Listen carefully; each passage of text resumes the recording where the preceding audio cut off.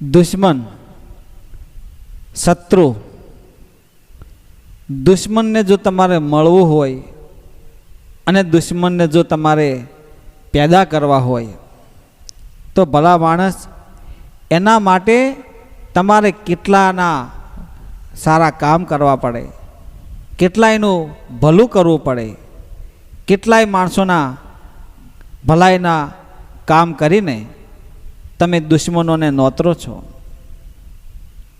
તમે ખુદ સારા કાર્યો કરીને આગળ તો વધો જ છો. જેમ જેમ તમારી પ્રગતિ થાય છે એમ એમ તમારા દુશ્મનો વધવા લાગે છે. અને એ જ દુશ્મનોને જો તમારે હેરવવા હોય, એમને પાછા પાડવા હોય અને આ સંસારમાં, આ દુનિયામાં તમારે સફળતા મેળવવી હોય તો પહેલાં તો આપણા પરિવારનો, આપણા કુટુંબનો અને ઘરના સભ્યનો સાથ, સહયોગ, પ્રેમ, ભાવ, લાગણી હોવી જોઈએ. જે ઘરમાં કંકાસ, ઝઘડા, ક્લેશ, શંકાઓ આ બધું થાય તો સમજી લેવું કે તમે દુઃખ તરફ ધકેલી લઈ રહ્યા છો. એટલા માટે હર હંમેશ પહેલાં તો ઘરમાં સકારાત્મક શક્તિ રહે એવા આપણા પૂર્વજો અને આપણા કુળદેવીમાંની બની શકે એટલી યથાશક્તિ સેવા પૂજા કરવી.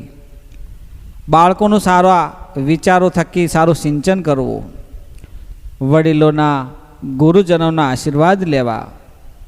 મિત્રો, જ્યાં સુધી તમારા ઘરમાં સારું નહીં હોય ત્યાં સુધી આપણે સારું કશું કરી કહેવાના નથી.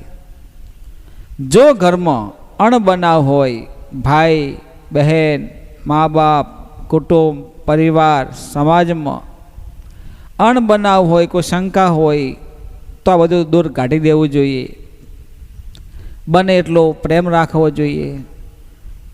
સારા વિચારો થકી સમાજનું કલ્યાણ થાય, કુટુંબનું કલ્યાણ થાય. કોઈ ધર્મના માર્ગે રહી, કોઈ સાધુ સંતોના ચરણોમાં રહી કોઈનું ભલું કરવું, કોઈનું સારું કરવું, સત્કર્મ, સત્કાર્ય કરવા, આનાથી જીવન ધન્ય બને છે. અને જો તમે સારા કાર્યો કરો એટલે ઓટોમેટિક તમારા દુશ્મનો વધવા લાગે. અને એ જ દુશ્મનોને તો તમારે હેરવા હોય, પાછા પાડવા હોય અને એવા દુશ્મનોને તમારા જોડે દયાની ભીખ મંગાવી હોય તો મિત્રો, બની શકે એટલું યથાશક્તિ ધર્મ, દાન, પુણ્ય કરો.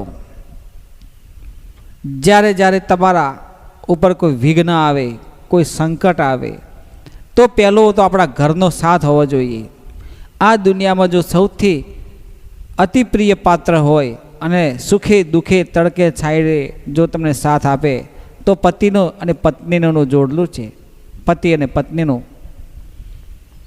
જો કદાચ ધંધામાં મંદી આવે તો પત્નીને પતિને એમ કહેવું જોઈએ કે તમે મૂંઝાશો નહીં, હું ગમે તે કામ, મજૂરી, મહેનત કરીને ઘર ચલાવી લઈશ, પણ તમે તમારા ધંધામાં ધ્યાન આપો. પતિએ પણ ગમે એટલો ખરાબ સમય આવી જાય, ગમે એટલી મુશ્કેલી આવી જાય તો ધીરજ અને શાંત રાખવી અને તમે જે કાર્ય કરો છો એમાં યથાશક્તિ બની શકે એટલો પરિશ્રમ કરવો પડે. આ દુનિયામાં કંઈક મેળવવા માટે કંઈક ગુમાવવું પડ્યું છે મિત્રો. એટલા માટે હર હંમેશ તમે જાગૃત થઈ જાઓ, ચેતન થઈ જાઓ અને આ દુનિયામાં તમે આવ્યા છો તો કંઈક ને કંઈક કરી જવું જોઈએ. માટે મિત્રો, દુશ્મનને હેરવવા હોય, દુશ્મનને પાછા પાડવા હોય તો કુળદેવીમાંની ભક્તિ કરો, તમારા પૂર્વજની સેવા કરો, દીવા કરો, અગરબત્તી કરો, ધૂપ કરો, પૂજાપાઠ કરો, પણ સાથે સાથે ધર્મના કાર્ય કરો, સદકાર્ય કરો અને બની શકે એટલી કોઈને કોઈ પ્રવૃત્તિ એવી કરો કે કોઈને મદદ થાય, કોઈ ગરીબને મદદ થાય, કોઈ સાધુ સંતોને યથાશક્તિ દાન આપો, કોઈ ગાયને, કોઈ ચકલાઓને ચણ, બની શકે એટલું ધર્મનું કાર્ય કરવું. અને જેવું કર્મ કરશો એટલે ઓટોમેટિક સકારાત્મક શક્તિ તમારા ઘરમાં પ્રવેશ કરે છે. અને તમારા થકી તમારા બાળકો પણ એવું જ કરશે કે જેવું તમે કરો છો. જેવા તમારા વિચારો છે, જેવી તમારી વાણી છે, જેવી તમારી મીઠાશ છે, એ પ્રમાણે તમારા આવનારી પેઢી કાર્ય કરતી રહેશે.